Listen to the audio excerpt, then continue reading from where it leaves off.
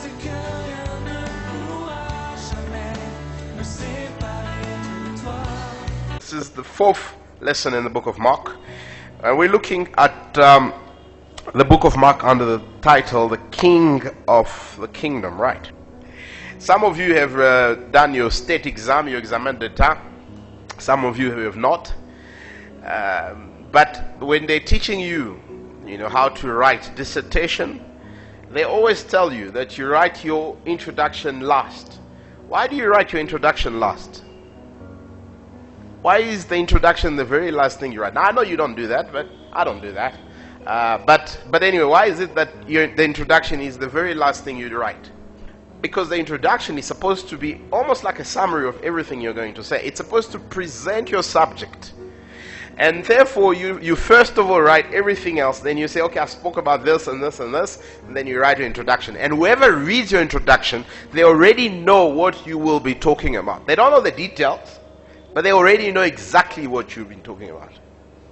And here you have verse 1, Mark chapter 1, verse 1. He says, the beginning of the gospel of Jesus Christ, the Son of God. Mark is very clear. He says, this is what I'm going to tell you. 16 chapters. This is all I'm going to tell you. I'm going to tell you good news. It is good news, right? It's not bad news. It's not supposed to scare you. It's not supposed to make you fearful. It is supposed to be something that brings you joy, something that makes you so happy, because it is a gospel. It is a proclamation of a good news that will change your life. What is the subject of this good news? Well, the subject, he says, of Jesus. I'm going to tell you about Jesus. Oh, by the way, I'm going to tell you about Jesus Christ. Did you know that Christ was not Jesus' surname? If you went to Nazareth and you say, I want to see the Christ quota, they will say, we don't know what the Christ is. Why? Because it's not a name, it is a title. In Greek, it's Christ. In Hebrew, it's Messiah. It means king. It's the king that God was sending to save his people. So Mark is saying, I'm going to tell you this wonderful news about a king. And that king's name is Jesus. Make no confusion. This Jesus I'm telling you about is a man, but he's a man who has a title. He has a position, and that position is he's a king. What do you and I do with the word of the king? If it's true that Jesus is king and is God, what do we do with what he says? What do we do with his Bible? Do we take it as suggestions, options, advice? Mark chapter 5 verse 21. We see three things here. Two things they get right and one they get wrong. The first thing they get right is they understand what their problem is. Jairus knows that his daughter is dying. He's very clear. And he knows that unless Jesus comes, she's gone. That's why he goes there. He says, my little daughter is at the point of death. Come and lay your hands on her so that she may be well and live. And we'll of course see later on that she ended up dying actually, because he knew she was at the brink of death. She was going to die. It was very clear. There was no doubt about it. He understood it very well, and everybody else. The woman, she has suffered. Verse 25, she's described.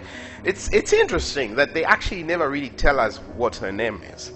And I don't know why they never tell us what her name is. I would have loved to know what her name is. But they tell us that all we need to know is that she was a woman who had had a discharge of blood for 12 years. She kept bleeding when she was not supposed to bleed. Not only it was uncomfortable, but religiously it was wrong. If you read the book of Leviticus, a bleeding woman is supposed to be impure. She can't gather with everybody. She can't touch what everybody does. So she is bound to live an isolated life, a life on her own. She knew that. She knew what was wrong with her. Jairus knew what was wrong with her daughter. This woman knew what was wrong with her.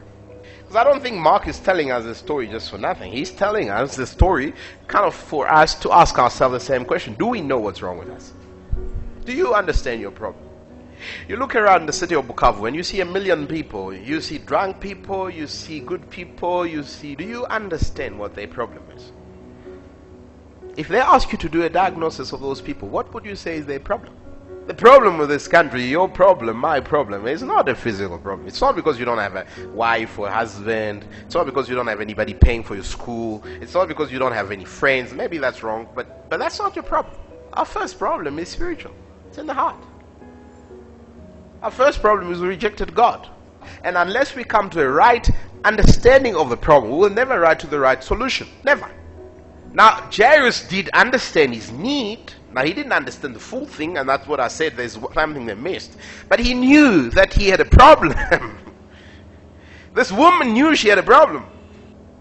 You see, the reason we don't talk to our friends about Jesus is because we don't think they have a problem. The reason we don't pray for our parents and those people around us is because we don't think they have a problem. My dear friend, the Bible says it's a big, big problem with man. And the only answer to that problem is Jesus, which is our second point. These people understood that the answer to their problem was Jesus. Now, they didn't fully understand their problem, but they did understand that they had a problem, and they were desperate enough to seek the only person who could solve their problem, and that was Jesus. And that's where you see verse 23. You see, and he implored him. Now, this is a big man. Jairus is a big man. He's not like me and you. This is a man with a big church, with lots of people under him. People respect him. He's a big man. And yet, what does he do? He comes, falls at the feet of Jesus. Who's Jesus? He's nothing. He's the son of a carpenter. What is it? He falls at his feet and implores him, begs him, come and heal my little daughter. Because if you don't heal her, she's going to die. Jairus is desperate enough to turn to Jesus. He understands that unless Jesus heals his daughter, she's damned. When we face our spiritual problem, what's our first reaction? I'm going to go to church. I'm going to be a good person. I'm going to learn how to sing in the choir, and I'm going to pray. You are trusting in your own money, right? In your own pocket, in the things you can do, in your own work. And then you start realizing that going to church doesn't change you. You become worse, actually. Then you start realizing that singing in the choir hasn't made you a better person. Then you start realizing that even being in church doesn't give you the joy and the peace you need. On the contrary, unless you reach a point of desperation, a point where you realize, I cannot do anything. Well, my dear friend, you have not reached the point of salvation.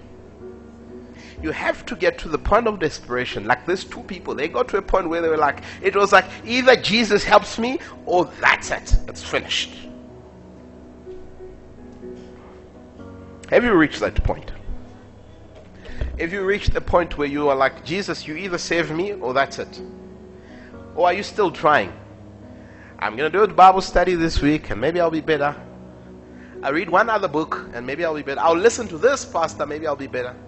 I'll join this church, maybe I'll be better.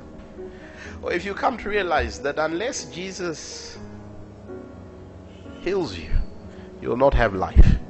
Unless Jesus touches you, you will not be made pure. There's no salvation unless you've come to realize that Jesus is the only option you've got. And there's nothing you can do but like Jairus, fall at his feet and cry, help me. Just a girl.